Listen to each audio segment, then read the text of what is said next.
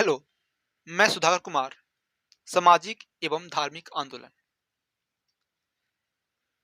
आत्मीय सभा और ब्रह्म सभा की स्थापना राजा राम मोहन राय के द्वारा क्रमशः 1815 और 1828 में किया गया। तत्वबोधिनी सभा की स्थापना देवेंद्र नाथ टैगोर के द्वारा 1839 में किया गया। वहीं देव समाज की स्थापना शिव नारायण अग्निहोत्री के द्वारा किया गया 1887 में। प्रार्थना समाज की अगर बात किया जाए तो इसकी स्थापना आत्मारंग पांडुरंग के द्वारा 1867 में किया गया।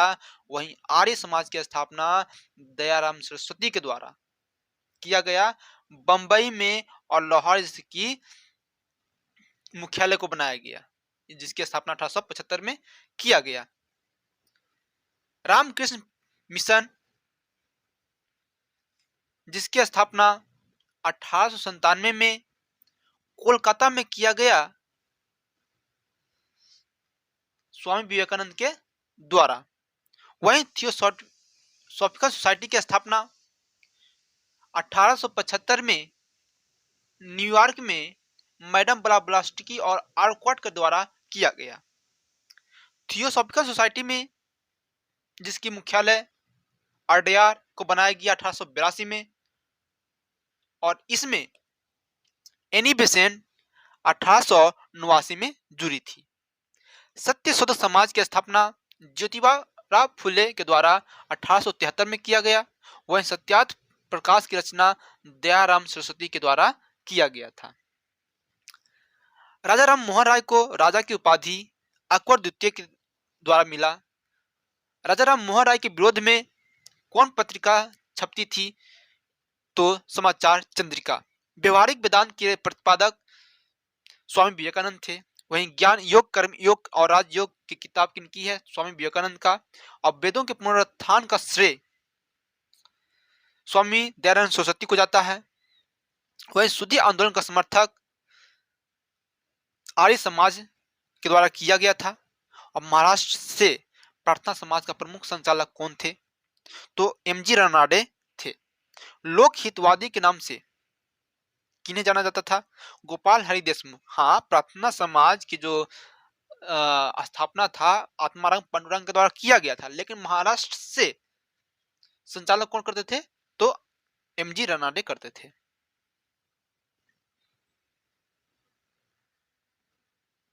ब्रह्म समाज, जिसकी स्थापना 1828 में किया गया था। 1865 में यह ब्रह्म समाज एक नया ब्रह्म समाज बना और उसका नाम भारतीय ब्रह्म समाज अथवा नवीन ब्रह्म समाज रखा गया, जिसके नेतृत्वकर्ता केशव चंद्र सेन बने। और जो पुराना ब्रह्म समाज था उसका नाम आदि ब्रह्म समाज के नाम से जाना गया, जिसके नेतृत्वकर्ता देवेंद्र नाथ टैगोर थे। पुनः भारतीय ब्रह्म समाज से एक और शाखा निकला, जिसका नाम साधारण ब्रह्म समाज रखा गया। महाराष्ट्र में विधवा पुनर्विवाह का नेतृत्व किसने किया? तो विष्णु परशुराम पंडित के द्वारा किया गया था। पुनः सार्वजनिक सभा की स्थापना कब और किसने किया? तो एमजी रनाडे के द्वारा 1870 में किया गया था। किसके द्वारा मंदिर में जाने पर तिरुवल्लेरी में भयंकर दंगे हुए थे? तो नाडार के जाने पर। भारत में नारी आंदोलन का प्रेरणा कहां से प्रारंभ होता है? तो ज्योतिराव फुले के द्वारा। नव बौद्धवाद के प्रतिपादक या संपादक कौन थे? तो भीमराव अंबेडकर थे। वहीं देवबंद आंदोलन कब और कहां शुरू हुआ था? तो यह जो है 1866 में, है ना, यूपी में प्रारंभ हुआ था।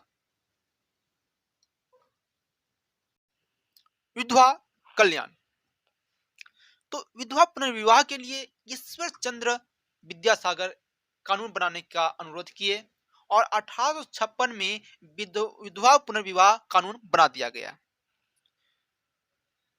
वहीं डीके कर्बे के द्वारा पुणे में विधवा आश्रम खोला गया तथा मुंबई में महिला विश्वविद्यालय खोला गया और जो कि भारत का पहला महिला विश्वविद्यालय था।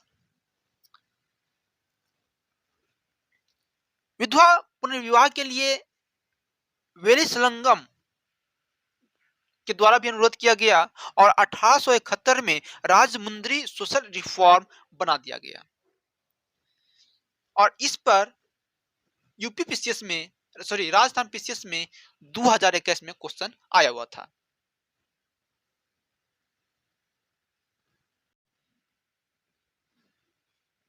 कुछ लोग सामाजिक सुधार करना चाहते थे जिसे कांग्रेस पार्टी अपने प्रोग्राम में शामिल नहीं करना चाहती थी।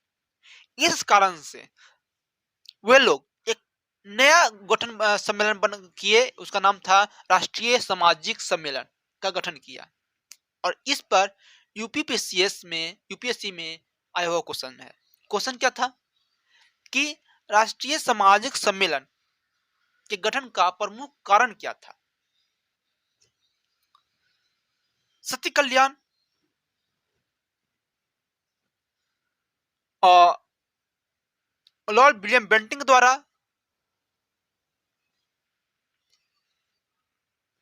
1829 में एक कानून बनाया गया जिसका नाम था सती निषेध रेगुलेशन एक्ट।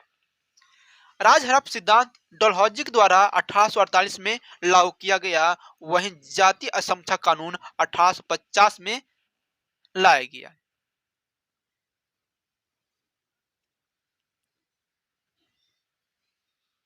बाल विवाह नियंत्रण के लिए भी बहुत सारे कानून बने। इनमें केशव चंद्र सेन का अनुरोध था कि लड़कों के लिए 18 वर्ष और लड़कियों के लिए 14 वर्ष आयु होनी चाहिए और इसके लिए 1872 में नेटिव मैरिज एक्ट अथवा सिविल मैरिज एक्ट बना दिया गया और इस पर क्वेश्चन यूपीपीसीएस 2011 में आया हुआ है। साथ ही साथ शारदा ने भी प्रयास किए 1929 में बाल विवाह को रोकने के लिए और जिसके आधार पर शारदा अधिनियम बनाया गया और इसके आधार पर लड़कों का उम्र 18 साल और लड़कियों का उम्र 14 साल किया गया, जो कि यूपी पीसीएस और उत्तराखंड पीसीएस में आया हुआ है।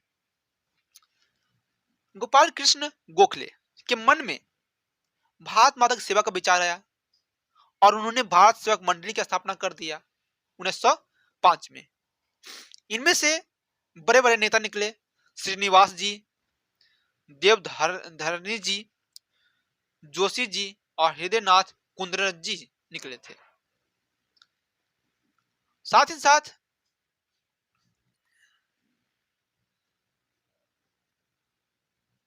गोपाल कृष्ण गोखले के द्वारा सर्वेंट्स ऑफ इंडिया सोसाइटी की स्थापना किया गया।